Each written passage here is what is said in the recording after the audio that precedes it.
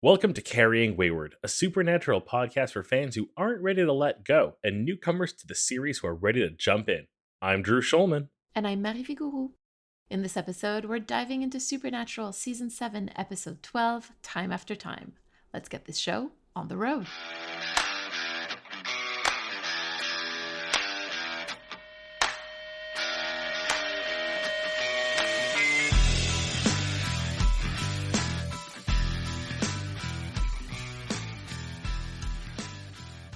We have a very, very big reminder that next week on December 16th from 1 to 4 p.m. Eastern, Drew and I are going to be live streaming a festive baking competition between the two of us called Baking for the Archives, where you and I, Drew, are going to be baking and decorating some festive cupcakes live on YouTube.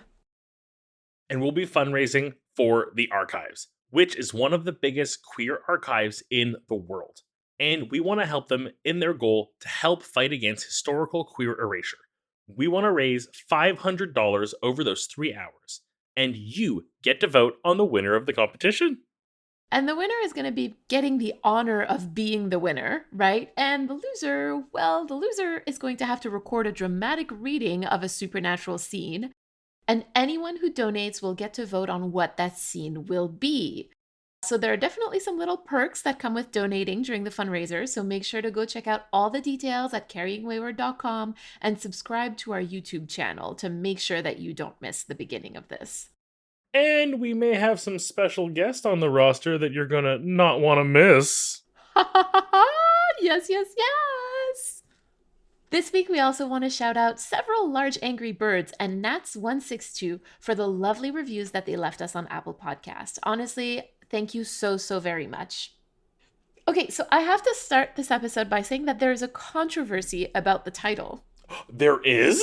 Yes, absolutely. Because depending on where you look, the title is either Time After Time or Time After Time After Time.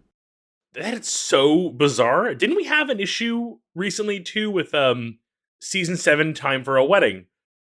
So I know that on Apple TV it's Time After Time After Time, but I also know that on the wiki it's Time After Time. And wherever I was looking, whether it was IMDb, the two different wikis that we have for Supernatural, it was all Time After Time.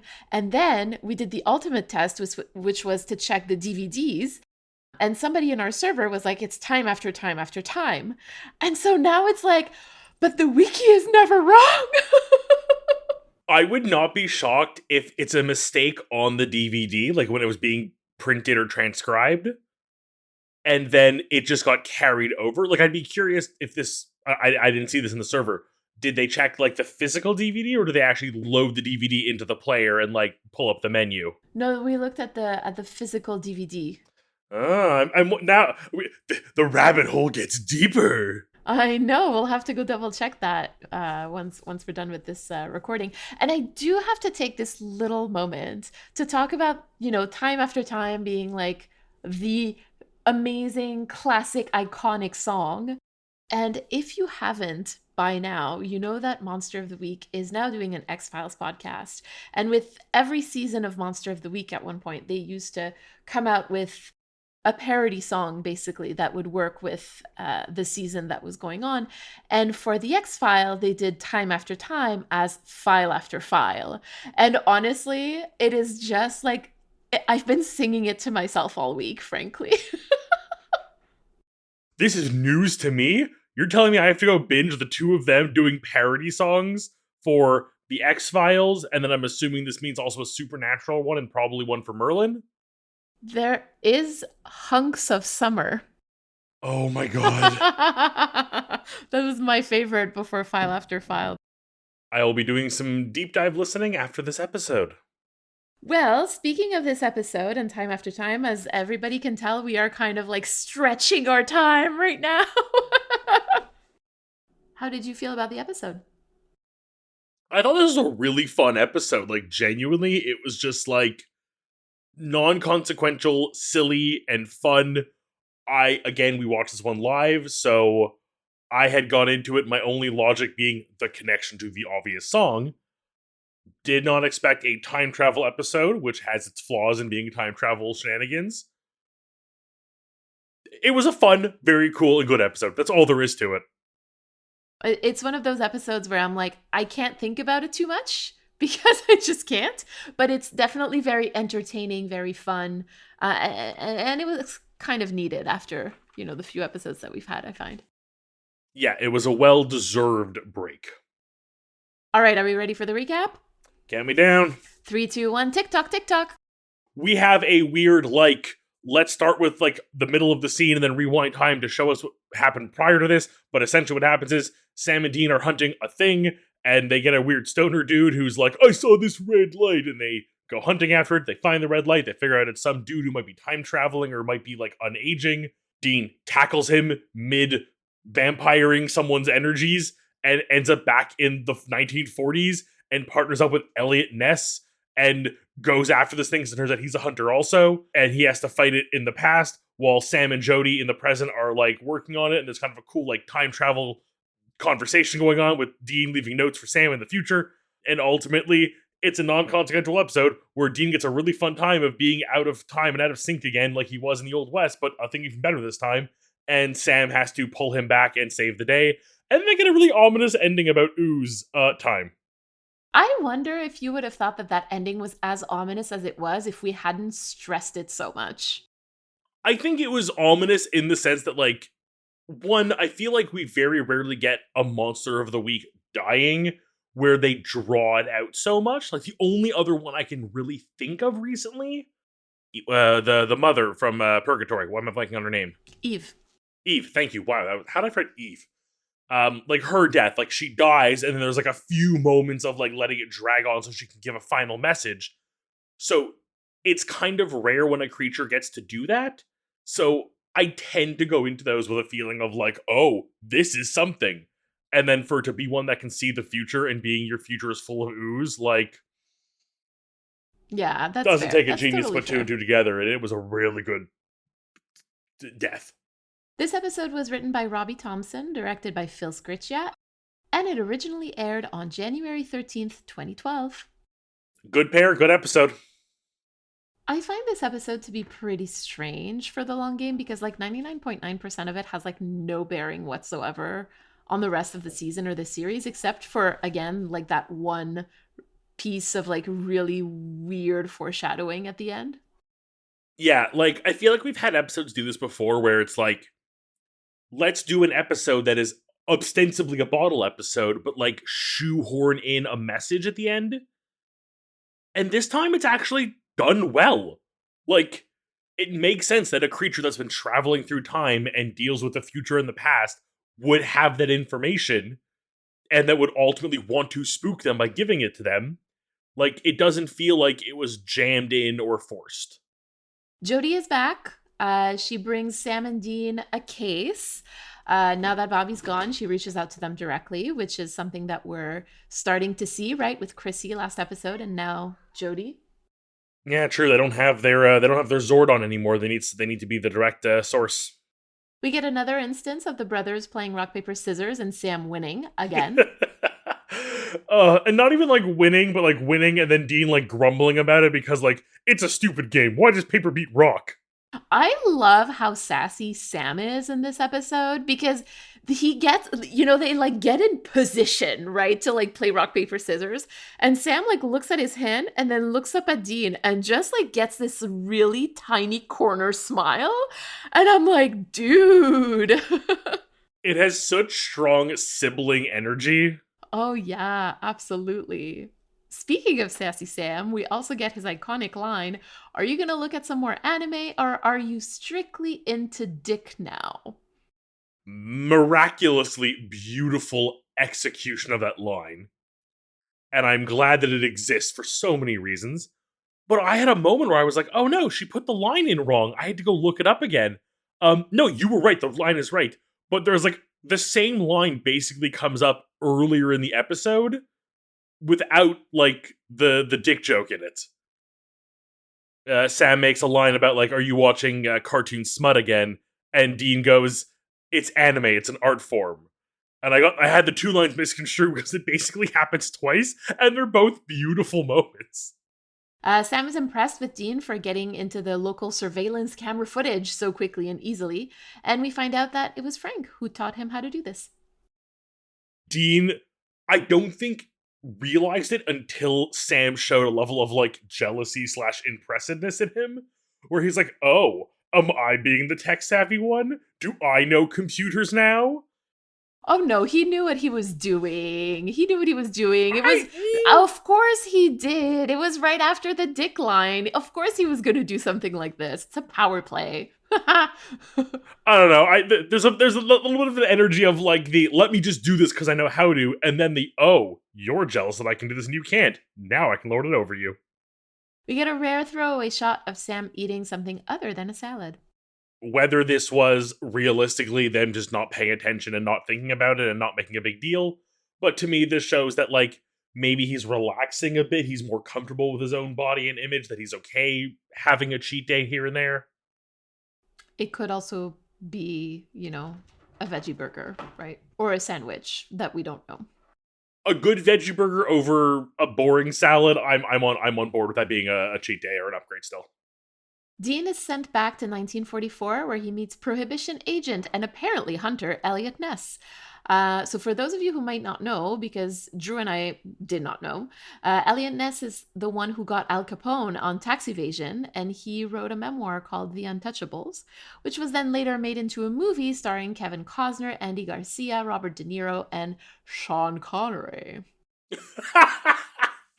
That's a really good Connery. Like, I will never attempt a Sean Connery. That is a very unique accent I can never hit. I was honestly more attempting Jensen Ackles trying to say Sean Connery. That's more where I was going personally. I think you were better at it than Jensen Ackles was. Oh my god. I love bringing in historical characters. I love kind of the like, I don't want to say like retconning history, but like basically getting to like see the history that is not in the books because it was secretive like this. I have a whole fan fiction about Marie Antoinette being a vampire slayer. Long story. I kind of love it. We get a quick clip of Dean fully checking out a U.S. Army soldier walking down the street. This episode giveth, really. Clearly, Sam was right when he talked about his interest in what he was looking up online. This episode also happens to take place on November 5th, 1944. November 5th being like a really important date in some parts of the Supernatural fandom. Like, if I think I know what November 5th is, I'm fairly certain I know what it is, but I've never, like, looked into it or confirmed it, so, like, I get it enough to know, like, ooh, that's a touchy subject. We get a call back to 3:15, weirdly called Time is on My Side, where Bobby tells Dean to bring Johnny Walker Blue to Rufus, and here we see that Rufus had sent a bottle to Bobby, presumably as part of losing a bet. Which, again, I love, like, little bits of, like, we can still build the Bobby and Rufus mythos despite losing both of them. Like, I imagine they're both sitting up in heaven arguing about some shit as we watch this episode. Dean says that if he stays stuck in 1944, he's going to head over to Europe and punch Hitler in the neck. Drew, believe it or not, this is actually important to remember for a future episode. Oh my god, there are so many reasons why that might be a thing. For the people who are a little more diverse in their fandoms and as part of the whole Super Hulock thing, I get on board with main characters punching Hitler. We get the line, "You want to know your future? I know your future. It's covered in thick black ooze." And Drew, you're free to ask me any questions about this. Just know that I may or may not answer. But I just need to mention just how unhinged it is that we're getting this line at this point in the series, because like it foreshadows something in this season, but not only and not only once but twice.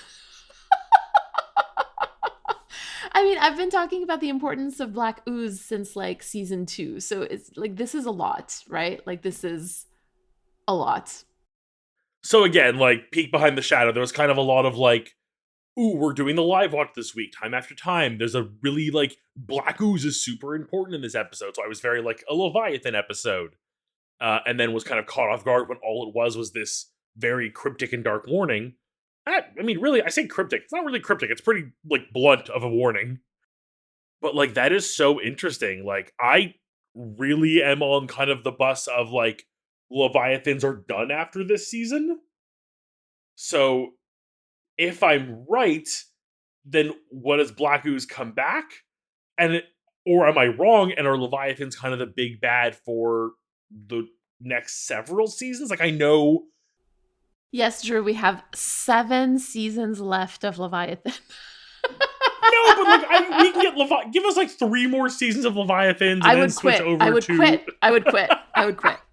Would not do it. Okay, so yeah, because again, my understanding of the structure of the show, I am fairly convinced that season 7 to season 8 is a 5 to 6 level change. So I would not imagine them carrying over a big bad or even like a main theme villain. I just find it really, again, unhinged that this episode happens on a November 5th and that there's Black Ooze. I cannot. Oh, so now I have to assume that Black Ooze is tied with the end of Cass and the series finale. Great. Which means, is it tied to Leviathans? Is Black Ooze something else I don't know about? Oh my god. Oh, no. You can't tell me. No, it's not that I can't, it's that I'm choosing not to. It's even worse.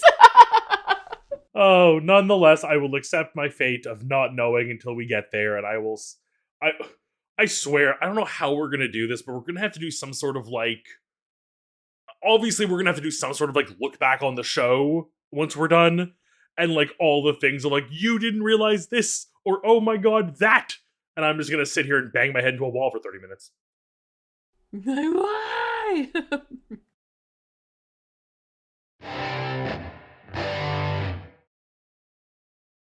Our theme this week is time, and this is one of those words that just hasn't changed all that much over time. Like, it hasn't changed all that much in terms of what it means. It comes from Old English, and it means like, well, what it means, it's time. But one thing that I did find interesting is that in English, the word time can be used in multiple ways, in ways that other languages can't. So, like, for example, there's like the meaning of time as like passing time, which would be translated to French, for example, as temps. Then you have like, oh, remember that one time? So like instance, and that you would translate to French as fois.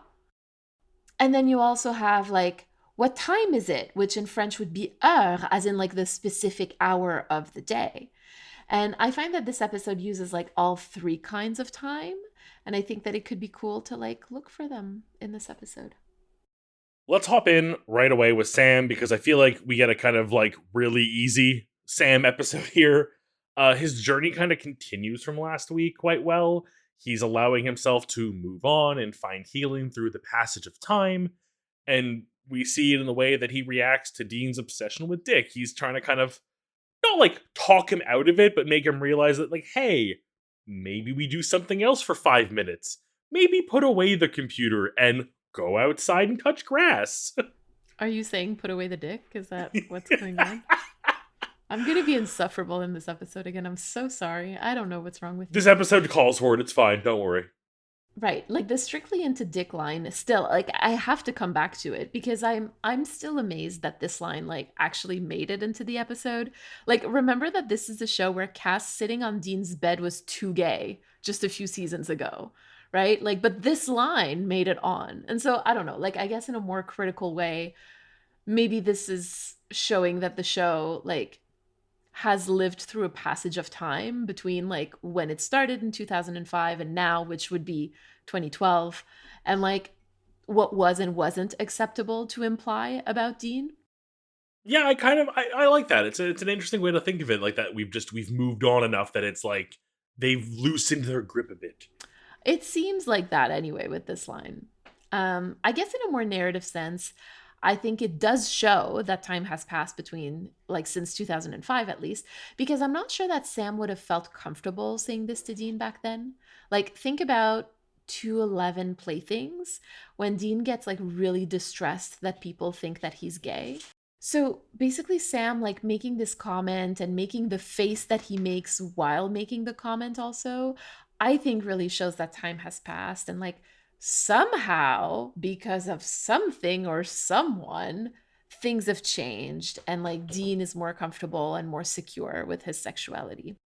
Which, by extension, gives Sam the ability to, I don't want to say joke about it, but like be a little more coy about it and like, bring it up in light ways where like it's almost like that gentle ribbing where it's like we don't have to talk about it, but I can kind of give that little like nudge in the ribs as I make a comment, knowing that we're both on the same team.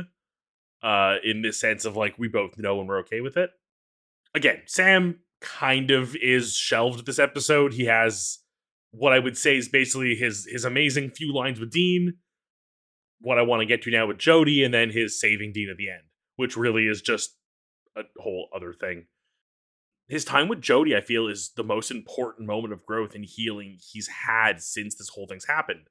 He's able to connect with someone, I would say, older and more wise than himself, who treats Bobby's passing in a way that makes it seem that she's likely lost friends like this before. This isn't the first time she's suffering through this level of loss, which, while Sam and Dean are used to loss, this is kind of the most powerful loss they've had ever.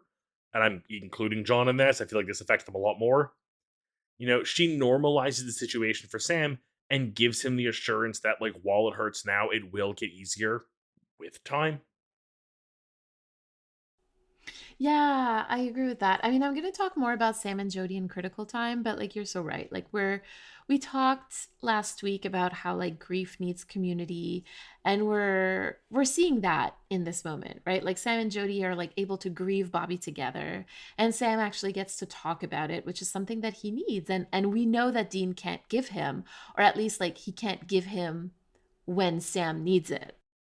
I don't think, both from like a in universe story time and a critical perspective, I don't think Jody is going to replace Bobby in any way, shape, or form. I don't think that's what they're intending. I don't think that's what they're going to do. I don't feel like it was ever the plan. But in this moment, she kind of fills the Bobby role for Sam in just being a like someone to lean on, someone who he can connect with momentarily and share in like a shared feeling. And I just think that is so important for him and just shows so much growth in Sam as a character overall and in this moment. Yeah, it's the ability to create relationships, right? To form relationships with others. One thing I do want to talk about is the letter that Dean writes to Sam and that he ends up finding, and that's the key to bringing Dean back to the present. And please, I hate time travel, and this one is particularly stupid. Putting aside that, I found that like this moment kind of spoke to those objects that are like relics of time past. Like the bottle of scotch that Jody finds in Rufus's things, or in Bobby's things, I should say. It's like some things really have the power to speak through time or to take us right back in time. And I just think that that was really, really well done because it was very understated. It wasn't like, sometimes the show can be a little in your face, but like this was really understated and well done. It was very like nuanced and subtle while saying so much without being blunt. The fact that it connects to a previous thing we knew about Rufus and Bobby and Rufus's relationship, and just the note, the way it spoke about Bobby is very anthemic of them.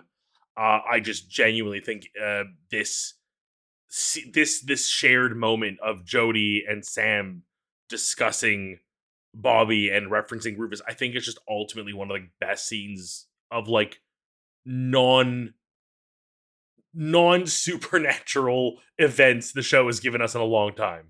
Yeah, in that more like domestic, like human like relationship. That's what it is. It's incredibly human in the best way. Yeah, I agree with you. I totally get that. What about Dean? Well, Dean is clearly the star once again this week, as he is dealing with our theme in, once again, the most literal sense. I feel like I've said this line several times. He is literally dealing with time by being thrown, trying to do math here in my head, 40 years in the past? Is that what they say? No, 60 years? I can't do math anymore. It was the 2010s, and he was thrown into the 40s. It would be 60... Yeah. So that's 60 years on that side and then about 12 on the other. So let's say 70. We're queer and doing math. This isn't mixed. You know that. I have a degree in economics, I'll have you know. You're having just as much trouble as I am right now. No, that's the joke. I know. But yeah, I fully agree with you. And I've done stats at a graduate level. Anyway. I TA'd math in high school because I couldn't deal with the teacher being so bad. Yeah, you're completely right, though. Like, this is again another episode where Dean is being put forth as the protagonist of the story, and in past seasons, I think like they were better at alternating Sam and Dean, whereas now we're really starting to see like Dean heavy storylines. Yeah, like despite this, I'm calling arc, the season 6, season 7 arc, focusing so much on Sam because he lost his soul, like even that feels like it was very Dean centric for so much of it. And now that Sam doesn't really have a story happening like he did in seasons 4 and 5 with the demon blood and the chosen one stuff, the show has gone very heavy on the Dean side. No complaints. I would like some more Sam time, but I'm still loving these Dean moments. And speaking of wild, I feel like this is a bit of a wild call here, but like Dean, I mean, once he settles into the 40s and figures out what he's doing a bit, is like so on board and cool with it. Like the switch from like, oh my god, what's happening to like, yeah, I'm all in, let's do this is so quick. And I see it as a form of escapism for him. We've seen him indulge in a few things since losing Cass, but like this is the first time I think we've seen Dean like really happy. Drug burgers excluded. Listen, I remember a few years back now. It must have been like a couple years. It's when I was posting a lot on TikTok on our TikTok channel, and like there was a conversation about how Dean fits in basically everywhere except the hunting world. And I feel like this is taken to an extreme by taking him literally out of his time and into a different time, and yet he still fits in immediately. And you're right, he really is enjoying himself, like, which again feels good, especially after the last few episodes. And like thinking back to the last episode, this is literally life-saving for him. You know, to be able to find things to enjoy himself and like to feel good. Like it's what's going to keep him alive longer. That was the whole message of the last episode. One thing that we're going to be seeing in terms of keeping Dean alive is that he's learning tips and tricks also from other hunters. So obviously from Elliot Ness, but also from Frank, who taught him about the surveillance cameras. Let's not talk about the realism of that. Like that's, again, not the point. Like both the time travel, the surveillance, like not the point. But what I do find interesting here about this is that Dean learns from others when Sam isn't around. So like during the time that they spend apart. And like, I'm not sure that I really want to read all that much into it, but I think it speaks to like the growth that happens outside of relationships. Like things that you learn with other people that you can then bring into relationships. Yeah, I didn't make that connection too, that like Dean does his best learning when Sam's not around. You know what? I can kind of understand that. Like I feel you become complacent in your situation, so when you are thrown out of your comfort zone, you have to adapt a bit more, and that's when Dean does his best learning is on the job. Yeah. I just it's a very interesting thing to put together that I'll be curious to kind of track the like Dean solo meets other hunters. What will he learn from Garth? What will he learn from Garth? That's a lovely question. Will he learn to hug? Maybe. Or partying on, as I've been told happens soon. There is definitely a lot of partying on happening with Garth. So it's often said, and I mean, being cliche here for a moment, using these lines, time heals all wounds. And I think with enough time, Dean and even Sam will be okay. But without some amount of trying, it could take a lot longer than it should. Dean may be coping in different ways. So far, we've drinking, obsessing over revenge, and now escapism in a very literal sense. And while this may help him a bit, ultimately, Dean needs to open up. Otherwise, time will have nothing to heal. He will just be a giant wound, essentially. I actually love that you're bringing this adage into the conversation because does time really heal all wounds? Is my question. Like, I think that healing heals some wounds, and healing happens with time. So that I absolutely agree. But that's one thing that I always sort of question when people are talking about things that happen, like, oh, it was a really long time ago, right? Like, as if just because it happened a long time ago, it can't possibly profoundly be affecting them anymore. So yeah, I think you're totally right when you talk about needing to put in like some amount of trying. That I think that that is so important. Because let's think about a physical wound for a second. If it's a paper cut, like it'll very likely fix itself in time, right? But something deeper or more severe, like you actually have to tend to it, like disinfect it, keep it clean, keep it dry, maybe even get some suture points. Like it doesn't just happen in time. Like you will heal, and that does happen with time, but it's not time that does the actual healing. I'm now really bummed that I did not take the time to go look up this adage more that we were going to talk about it like this, because I'm willing to bet it probably has one of those like etymological origins where like it's not being interpreted the way it was initially intended, or it has some sort of controversial like where it's actually from. Because I think you're right. I think the idea that time heals all wounds is more that healing happens with time, but there is still the level of you need to put in the effort to allow the healing to happen. If you rely on just time, it won't. All right, so time heals all wounds is a proverb that means that grief and sorrow will lessen over time. Emotional pain is relieved as time passes.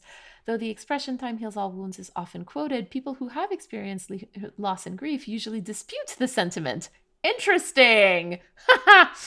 Loss of a child or losing a loved one, such as a grandparent, aunt, uncle, sibling, parent, or other family member, may leave one depressed, grief stricken, numb, in despair, and without an appetite. Coping with loss of family members can be emotionally traumatic.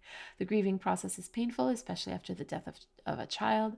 The bereaved may find it necessary to join a grief support group, to mourn, and to learn to cope with one's sadness and move through heartbreak into a healing process. This is from Grammarist, by the way. It's not like a medical journal or anything like that. Okay. Though healing a broken heart is possible, the scar is always there. See, that's also important. Anyway, the phrase time heals all wounds may be first attributed to the Greek poet Menander, who lived around 300 BC and said, time is the healer of all necessary evils. Geoffrey Chaucer's poem, Troilus and Chryside, please, I don't know how to pronounce any of these words, written in the 1380s, contains the phrase, as time hem hurt, a time doth em cure. Maybe I was wrong. Maybe it's not the origin per se that we had misconstrued. But I think with time, we have learned that it is not as true as we once thought it was.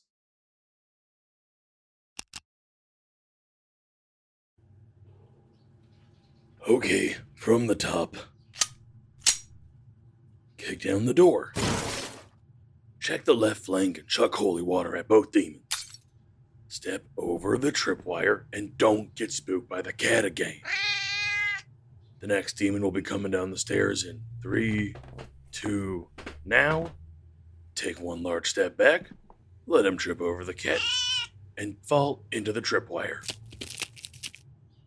That's 3 down. Okay, right, yeah. Sidestep shattering window, step up onto couch to avoid now electrified puddles, and next to rush in, get zapped, fall into the middle of the room, and jump to the chandelier, and swing out the window. And we're good. Wow, it finally worked. Crossbow bolt to the back. Lung pierced. Fine, I guess we're doing this again. What is this, like the 41st time? Gosh, I really hate time travel. Okay, from the top.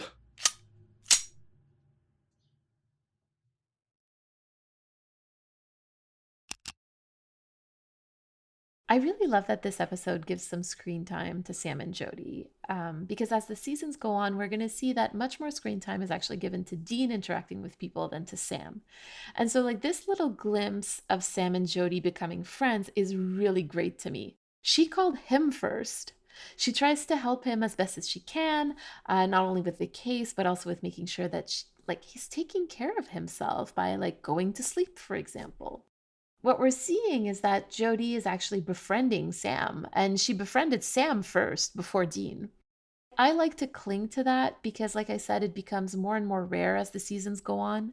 I will also remind everybody that even though there's a mention of Jody using her mom voice, Jody is only 7 years older than Sam. Like, she was born in 76 and he was born in 83. So even though there's like a caring component to the relationship, probably because of the way that Jody is in her life, I'm always really careful about the mom qualifications that the show like repeatedly chooses to use to talk about her, especially to talk about her relationship to both Sam and Dean. Like, she could very easily be their sister, but certainly not their mother. And we absolutely will see more instances of that, and we'll talk about it more in later seasons. You know what? There's a part of me that was always like, I don't understand how they're like framing Jodie as like a mom character because she seems so young, like compared to Sam and Dean.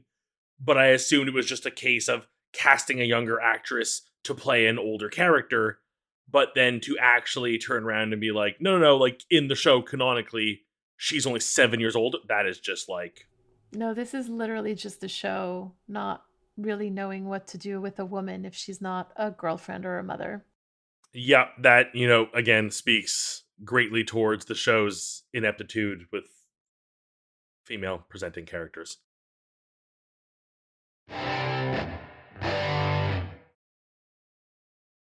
This week we have a message from Lucien, and before we listen to it, we want to remind you to send us a 3-minute voicemail. To respond to anything we discussed today, you can use the recording app on your phone and just email us the recording at carryingwayward@gmail.com. We also want to remind you that Drew and I are going to be answering the question, do you keep a time capsule of mementos for our Roadhouse supporters on our Impala Talk? Stay to the very end of the episode to hear a short clip. Hi, Mary and Drew. I wanted to talk to you a little bit about Dean and Sam's respective relationship to the pursuit of the American dream and sort of the class commentary and supernatural. And I want to preface this with saying that I am very much Australian, so like my perspective and my thoughts on the matter are very much coming from the outside, looking in. So these are just sort of what I've gleaned and about America.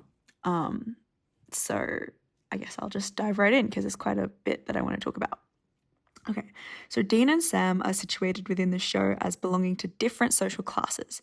Dean is the rugged bad boy blue-collar macho white man, and Sam is the highly educated, social, affluent, intelligent, more conventional one. Because of the way he presents, like Sam is afforded more social mobility than Dean. He's able to blend into normal middle-class America. Sam's characteristics fit the expectations of this class. He's more softly spoken, more composed, more calculating. He engages with middle-class consumerism in a way that Dean doesn't. He has a laptop, a cell phone. His food choices aren't the cheapest thing on the menu, and his clothes are, specifically in the earlier seasons, more refined, button-up shirts, as opposed to Dean, who actively rejects these commodities. Sam has cultural capital that gives him access to spaces like these spaces, and he's also Christian before he becomes disillusioned. Sam is also the protagonist of the story, and it's his hero journey, though it is the lens of Dean's perspective that we watch the narrative through. Sam is allowed upward social mobility because he doesn't carry the trauma of a father's failure to protect his son's innocence, which is sort of explicitly explored in the horror genre through monsters as a metaphor for encroaching societal truths, particularly economic ones. John failed to protect Dean from the monsters. Dean grew up trapped by economic barriers. Sam, on the other hand, due to Dean's intervention as a pseudo-parent, protected him. Sam is thus afforded access to the pursuit of the American dream.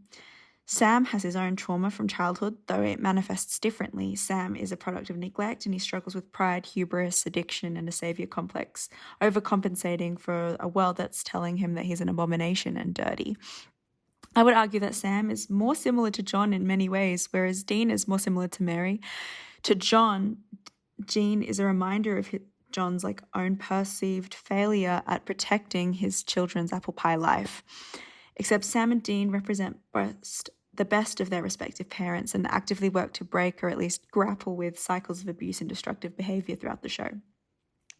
Dean, on the other hand, loves guns, flannel, classic muscle cars, greasy food, and his behavior is always being called out by characters like Missouri, Sam, and Bobby for his lack of etiquette and social acceptable cues. He can't pass as middle class in any way, and the show actively attempts to position him as a dumb and uneducated criminal. He fits so easily into the prison system and has no qualms about scamming, lying, or being oppositional to authority. He's poor white trash, basically. Even John showed more physical affection and drive to protect Sam, the good proper boy, over Dean, the soldier and the cannon fodder. Protect Sam, take your brother. Dean was exposed to the real world at the age of 4. And Sam didn't even really know what his dad did until the age of 9. And this is super interesting given contextually. In the background of the first 5 seasons is this post 9/11 America engaged in the Iraqi war, where the white underclass's only access to more education and wealth was through joining the military, fighting wars of the wealthy and cushioning any economic disaster as a disposable labor force on which American capitalism abuses in order to function. Kripke's Supernatural is about this class and the people, this class of people, and the way the American Gothic and horror is a metaphor for economic suffrage in a country that promises the American dream and fails to deliver for many. The early seasons were founded on this idea of local legends, hunters operating through oral traditions, but also represent the dangerous urban militar with stockpiles of ammunition in their living rooms, exercising their God-given rights and rejecting the homogenous suburbia for American individualism and patriotism. This is the group Dean is allocated. Dean's entire projection of masculinity is constructed from blue-collar stoicism. But just like Dean's masculinity, the show does act to deconstruct and criticize the class system. Dean's masculinity is inextricably linked to his working class social economic status. It is textually and subtextually acknowledged to be a mask, building up his masculinity and tearing it down through jibes from Sam, the amount of times Dean sobs on the phone, how he drinks himself to sleep, Dean begging for his father or God or for help from anyone. A creature literally wearing Dean's face says at some point, "I know I'm a freak and sooner or later everyone is going to leave me." So even though Dean identifies as this male, blue-collar, tough guy, the show actively dismantles the notion that this is a good thing. Dean loathes himself. He actively rejects middle America and consumerism, not because he believes those things are bad, but because he doesn't see himself as worthy of it. As shown in Bugs, and oh my God, I can't believe Bugs is just so foundational, but it really is. God help us. Dean says growing up in the burbs, he'd blow his brains out, but relishes the shower and the towels and the creature comforts of suburbia. This is because those things are pure and unaffected by the supernatural. Those are the things that hunting serves to protect. And the way the underclasses are in the same way that the underclasses are exploited to prop up the upper class. In his gin dream, he relishes the white picket fence and stability. It isn't suburbia that would cause him to blow his brains out, but his inability to function within it, as we see very explicitly in season 6. Dean hates himself, he hates hunting, and he refuses under all circumstances to indoctrinate the children he adopts along the way into the life. However, Sam actively chooses hunting and so doesn't have a problem with that, as we see with Jesse and Adam and the shifter baby. Sam has agency to leave, which means that he's actively choosing to stay, but Dean is trapped, just like John and Mary. He's trapped due to his suicidal ideation and childhood trauma that acutely prevent him from pursuing the American dream and the apple pie life of acquisition and consumerism. How can a person want for something when all they want to do is stop existing? And the harsh reality, as we see later on, is that even if Dean was able to retire hunting, because of his background and trauma, he will never adjust, no matter how much he wants and craves to. This is what we see when he and Lisa shack up for that year. It is impossible for him, so of course he rejects it. And I think this is why so much of fandom, and to end on a more lighter note, so much headcanons are focused on or post-canon fan fiction is sort of focused on Dean and Cass in this sort of domestic married bliss, because it's the one thing that Dean wants that he knows he can't have. Oh dear, I just came up with that on the fly. That's terrible. Oh, poor anyway. Sorry. Yeah, so thank you for listening. I tried to keep it really short, but I failed. Thank you for your podcast. You guys are wonderful, and keep going. And I'm so excited that we're at season 6, because this is, I think, where we really see these ideas coming to light and being shown. So thank you so much.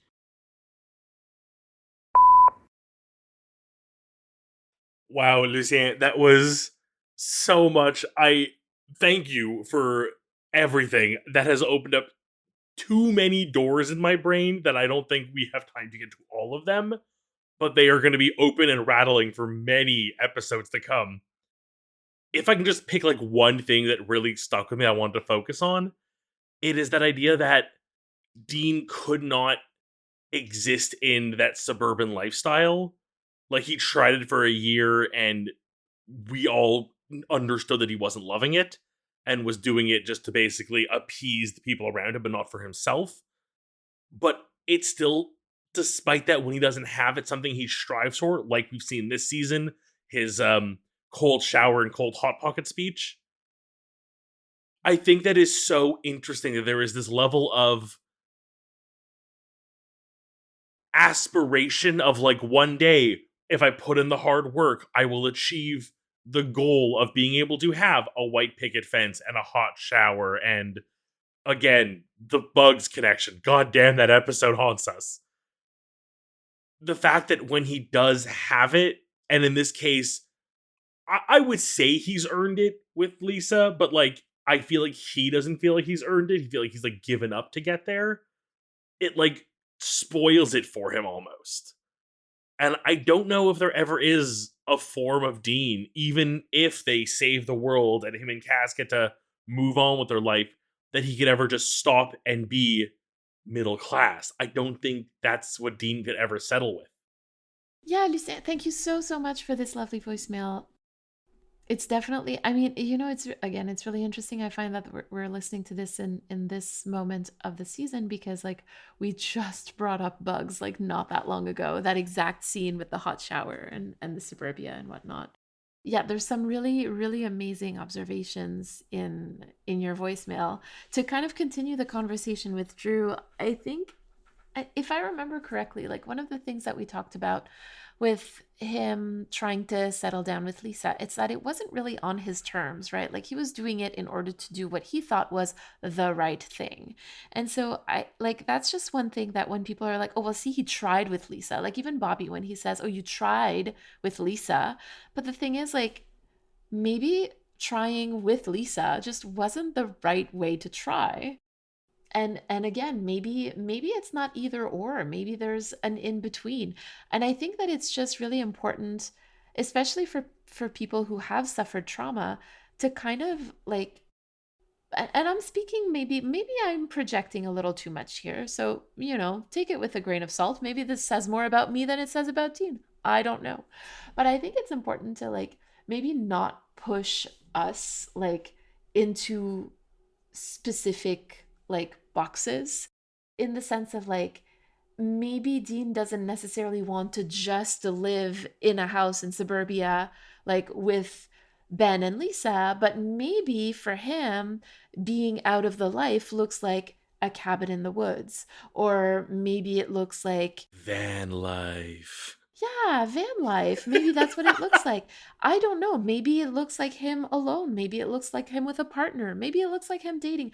I don't know, but I think that it's so important to kind of like let people decide what their life is going to look like, even if it doesn't necessarily fit exactly what people expect of them, And I think it's really important for us then to be like, to regain a sense of control and not to just do what we think we're supposed to do in order to heal. We talked a lot about healing today. And I think that healing also has to do with regaining control of our lives and to design it the way that we want to see it. Those are my thoughts about that particular topic. there's the box that everyone thinks they're being shoved into or being told this is what you want. And I think, again, I agree with you. I think the trying with Lisa to live the suburban life wasn't the right fit for him.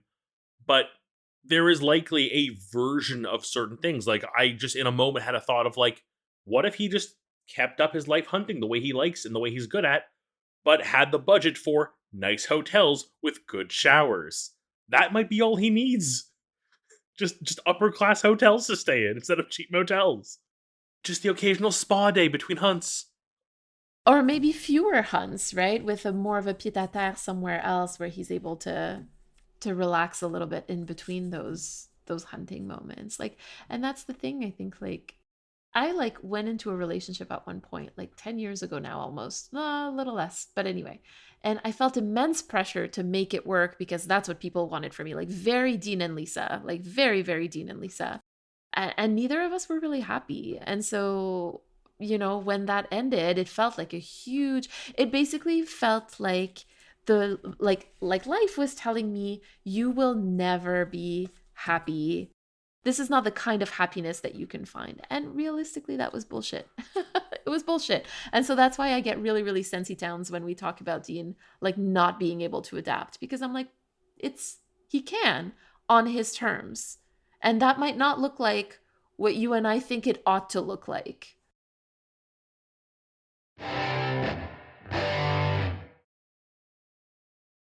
Drew, what's your reflection and call to action this week? When it comes to time, I am really good at rushing into things or procrastinating to the last bloody second. Unfortunately, I was that student in school who was really good at getting to school at 6 in the morning and finishing the assignment for 9 and getting tons of praise for my quality of work. Just basically, the cycle continues. Neither of those particularly fit the episode super well this week.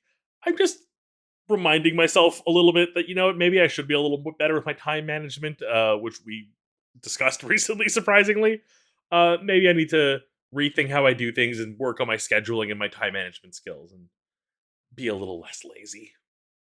And you, Mary, what are your calls to action and reflection for this week?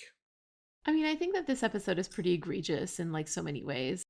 So, like, as much as I do find it incredibly entertaining, I find it hard to engage with it, like, a bit more personally, let's say.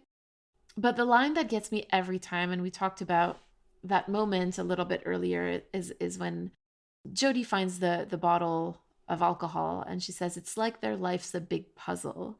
You just keep finding pieces of it scattered all over the place.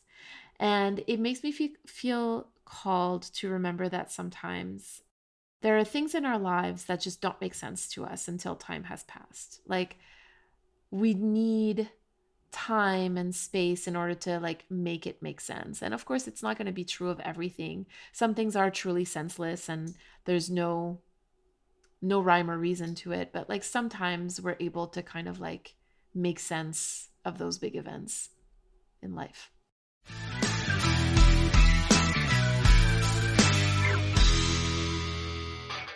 You've been listening to Carrying Wayward, a supernatural podcast produced by Rochelle Castellano, hosted by Drew Schulman and myself, Marie Vigourou. Thank you to everyone supporting us on Ko-fi or Patreon, and an extra thank you to our bunker supporters, Elle, Jeremiah Thomas, and Simone.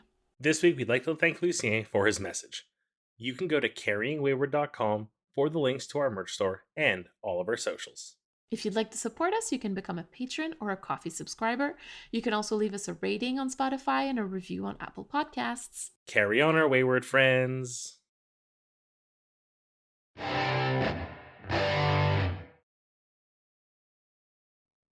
will give you something he sent me that I think is emblematic of my ability to keep things, but mostly through my parents. I was in a phase where there was a lot of like, I wish this toy existed. It doesn't. I will make one. So I have a little Volkswagen Pikachu Pikabug. When Nintendo did the little new Beetle with the Pikachu details. So my father helped me put together my own little Pikachu Volkswagen,